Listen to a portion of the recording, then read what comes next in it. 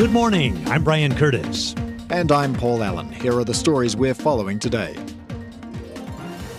Well, it's looking largely positive here in the early going. And if you look at equity futures, they're edging higher. Investor fears seem to be receding a little bit. And we've, of course, seen that over the past many weeks. U.S. stocks finished flat on Friday in a shortened session, but it was a fourth consecutive week of gains. The VIX has dropped to the lowest level since early 2020. And news that you just heard there in our headline that Black Friday shoppers had spent nearly $10 billion online also adds a note of optimism. It's a positive sign for retailers. They've actually been facing lackluster sales forecasts for the holiday season. Bloomberg Intelligence says that any recession in the United States may be closer to ending rather than beginning. The Conference Board's leading index of 10 economic indicators has dropped to levels typically associated with recession. And Bloomberg Intelligence says that taken with some other models, suggests that the U.S. economy has actually struggled with recession since the middle of 2022. The U.S. dollar opened Monday morning trading here in Asia mixed. Inflation gauges for the U.S. and the Eurozone are due out this week. They'll be on Thursday. The inflation gauges may support an end to rate hikes around the world. In a corporate note, Origin Energy's board is thought to be unconvinced by a revised takeover proposal made by Brookfield Asset Management and EIG Global Partners. The Australian Financial Review says that directors are leaning toward rejecting that new bid. Now it's time for global news. Momentum is building to try to extend the Israel-Hamas truce beyond 4 days. Ed Baxter has the story and the rest of the news from the 960 newsroom in San Francisco. Ed? Yeah, that's exactly right, Brian. This after the release of 17 hostages in northern Gaza today in the third day of swaps. Prime Minister of Qatar, Al Thani, on CBS, as heard on Bloomberg, says he, along with Israel, Hamas, and the U.S., have established an office to try and continue the flow of these releases. Right now we are in the middle of the negotiation. We will always keep the communication open with everyone. And U.S. President Joe Biden says he endorses a longer pause. That's my goal. That's our goal, to keep this pause going beyond tomorrow so that we can continue to see more hostages come out and surge more humanitarian relief into those in need in Gaza. And NSA's Jake Sullivan on ABC, as heard on Bloomberg, says Hamas has a big part to play in the decision. Hamas could choose on Tuesday, on Wednesday, on Thursday to continue to release hostages, and then the pause would continue. If the pause stops, the responsibility for that rests on the shoulders of Hamas, not on the shoulders of Israel. And Sullivan Hamas benefits, he says, from the deal as well. Israeli Prime Minister Benjamin Netanyahu said Israel is making every effort to get all the hostages released. Now, one of those released today is an American-Israeli girl named Abigail Edan. She is 4 years old. She's in Israel now. And so those who are now wrapping Abigail in love and care and the supportive services she needs, she's been through a terrible trauma. Her parents were killed in the October 7th attacks. Negotiations continue on future releases. Meanwhile, U.S. Senator Chris Murphy is saying that U.S. lawmakers should consider conditioning future aid to Israel based on its compliance with international humanitarian law. Unacceptable and is unsustainable. I think there's both a moral cost to this many civilians, innocent civilians, children often losing their life, but I think there's a strategic cost. Ultimately, Hamas will get stronger, not weaker, in the long run if all of this civilian death allows them to recruit more effectively and ably inside Gaza. Now, Murphy on CNN says civilian death toll must stop. China's Health Commission says a combination of pathogens is causing a surge in acute respiratory infections across the country. It says influenza is one of the main causes of the spike in cases, and hopes that this announcement, this statement, will cause a lowering of concern that it is some kind of mystery novel virus. Global news 24 hours a day and whenever you want it with Bloomberg News Now. In San Francisco, I'm Ed Baxter, and this is Bloomberg. All right, Brian. Ed, thanks very much. The time 6 minutes past the hour. Let's take a look now at some of the top business stories of the hour. COP28, the UN's latest climate change conference, will kick off later this week in Dubai. Its negotiators are hoping that it can kickstart carbon trading to bring down the cost of fighting global warming. Let's get more from Bloomberg's Nathan Hager. More than 190 nations are gathering to discuss the rules for a new UN-overseen emissions market. It would let holders of carbon credits compensate for their own pollution by investing in projects aimed at cutting emissions elsewhere. The goal is to provide more investor certainty. There is concern that existing voluntary projects do little or nothing to curb climate change. COP28 begins on Thursday and runs through December 12th. Nathan Hager, Bloomberg Radio. Sources tell Bloomberg that Middle Eastern wealth funds are facing greater scrutiny on U.S. deals from the Biden administration. It's part of a broader pushback on entities perceived to have close ties with Beijing. We've got more from Bloomberg's Charlie Pallett. Sources say the Committee on Foreign Investment in the U.S. is reviewing several multi-billion-dollar deals this year on concerns they could pose national security risks. Officials in President Biden's cabinet are said to be currently reviewing more than half a dozen acquisitions, including deals from Abu Dhabi Investment Authority and Saudi Arabia's Public Investment Fund. While the U.S. remains a preferred investment destination for the region's largest wealth funds, China has emerged as an increasingly attractive jurisdiction. Charlie Pallett, Bloomberg Radio. Black Friday shoppers spent a record $9.8 billion online in the United States. Bloomberg's Denise Pellegrini has the story.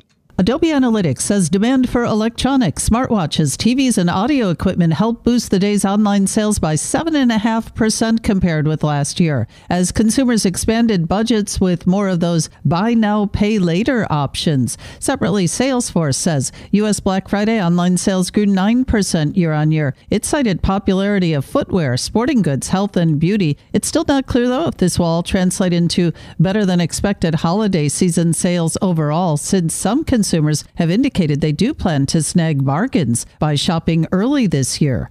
Denise Pellegrini, Bloomberg Radio. China has opened probes into the money management business of Zhongzi Enterprise Group. Bloomberg's Yvonne Mann has more from Hong Kong. The investigation comes days after Zhongzi revealed a shortfall of $36 billion on its balance sheet. Chinese police said in a statement on WeChat they took criminal measures against multiple suspects. The legal terminology was similar to the case of Evergrande chairman Hui Kai-yan. Evergrande said in September that Hui was suspected of committing crimes. Those affected by Zhongzi's troubles are likely to be wealthy individuals related to the group's founder, Xie Zhikun. One of the suspects identified by police is surnamed Xie. In Hong Kong, I'm Yvonne Mann, Bloomberg Radio. In a potential huge shakeup of the EV industry, battery giants are now investing more of their money on new sodium-based technology. Bloomberg's Joanne Wong has the story from Hong Kong. Sodium has the potential to make inroads into energy storage and electric vehicles, and it could be a game changer. We hear China's BYD signed a deal to build a $1.4 billion sodium-ion battery plant last week. Sweden's Northvolt also said it made a breakthrough, and China's CATL said back in April that its sodium batteries would be used in some vehicles from this year. Sodium is cheaper and far more abundant than lithium. The shift from lithium to sodium could mark a big shakeup in the industry. For now, experts say the space looks to be dominated by Chinese producers. In Hong Kong, Joanne Wong, Bloomberg Radio. Australia's government will introduce legislation this week to facilitate a plan to revamp of the Reserve Bank. And the bill follows an independent review of the Reserve Bank of Australia in May, and that made about 51 recommendations for change. They include the confirmation of a dual policy mandate and repealing the Treasurer's ability to overrule the bank's monetary policy decisions. The legislation will also contain provisions to set up a governance board to oversee the RBA's management, and of course there's bipartisan support for this overhaul. Let's say good morning to James Abate, Managing Director and CIO of Center Asset Management. James, thank you very much for joining us on a Sunday there. I want to get your take on that Bloomberg intelligence call that I mentioned a few moments ago about any recession in the United States. Well, it might be closer to ending rather than beginning. The essential point seems to be that at different times over the past 15 months or so, different sectors have actually been troubled and have been in a state of recession, and that now we may be getting toward the end. Does your view differ from that? Right. I mean, we've talked about rolling recession through the U.S. economy now over the last several times. I've had the pleasure to speak with you. And, you know, one of the things that we talked about as an unexpected scenario that could basically impact markets in 2023 at the start of the year was that perhaps the most telegraphed recession in history just doesn't happen.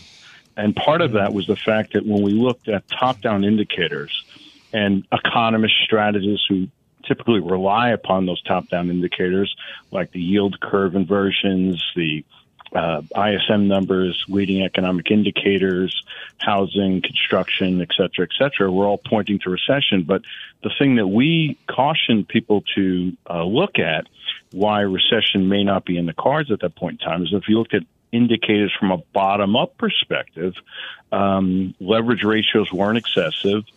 Asset efficiency, which was really a very important point. We hadn't had a undisciplined capital spending cycle leading up to 2023, which was unprecedented in most industries.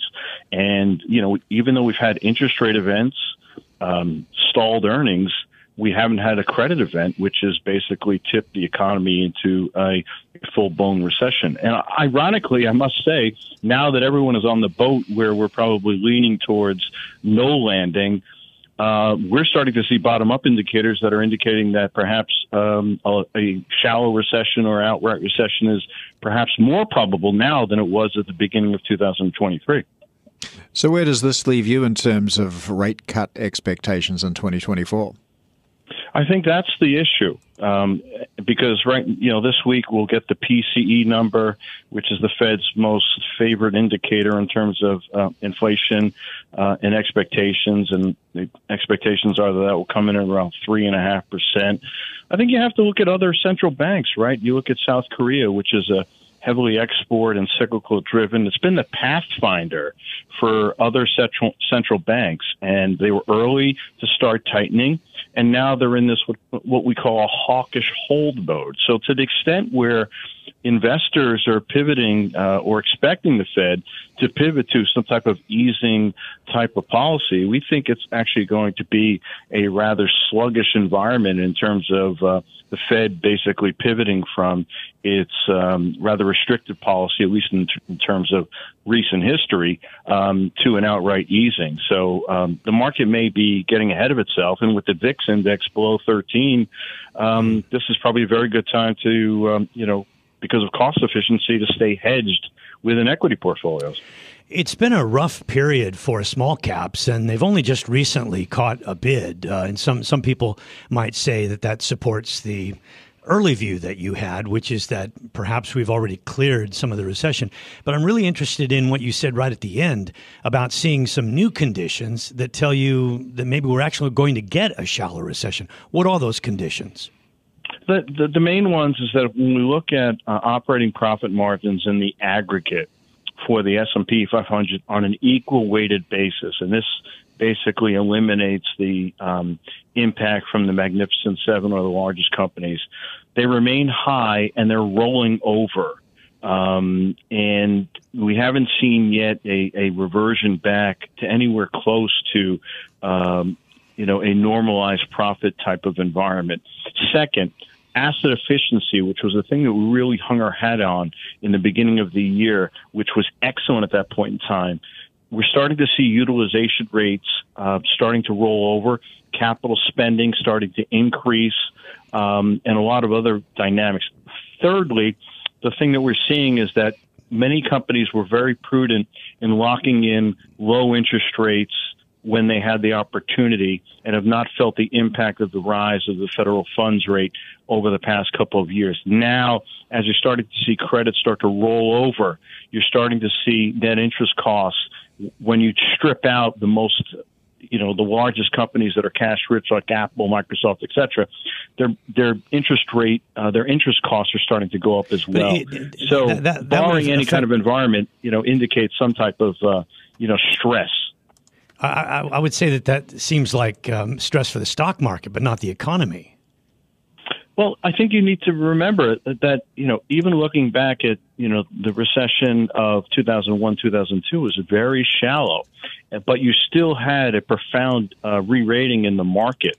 And again, this is the issue. We've had the impact of interest rate risk. We've had the impact of stagnation of earnings. But we haven't yet had changes in risk premiums or credit premiums, and they're still at historical lows. So to the extent that we get, continuation of, perhaps stagnation of earnings, you don't get the leverage that people are expecting in terms of, profit margin expansion vis-a-vis sales growth. You still have many geopolitical risks. We have got, all the domestic risks that we have here in the United States entering into the elections of 2024. There are many things that can shake investor confidence. And remember, stock markets are three-dimensional. It's not only earnings and risk-free rates, but it's also expectations or appetites for risk, and that could change on a dime. So just briefly in 20 seconds, it seems like you're suggesting that the stock market's gotten a little ahead of itself now. Well, I think what we have is an environment where, we've had the S&P 500 go back to its highs. We're entering an environment that is, riddled with uncertainty. I say it's still cost efficient to stay hedged in equity portfolios, given all of those risks. This is Bloomberg Daybreak Asia, your morning brief on the stories making news from Hong Kong to Singapore and Wall Street. Look for us on your podcast feed every day on Apple, Spotify, and anywhere else you get your podcasts. You can also listen live each day on Bloomberg 1130 in New York, Bloomberg 99.1 in Washington, Bloomberg 106.1 in Boston, and Bloomberg 960 in San Francisco. Our flagship New York station is also available on your Amazon Alexa devices. Just say, Alexa, play Bloomberg 1130. Plus, listen coast to coast on the Bloomberg Business app, SiriusXM, the iHeartRadio app, and on Bloomberg.com. I'm Brian Curtis. And I'm Paul Allen. Join us again tomorrow for all the news you need to start your day right here on Bloomberg Daybreak Asia.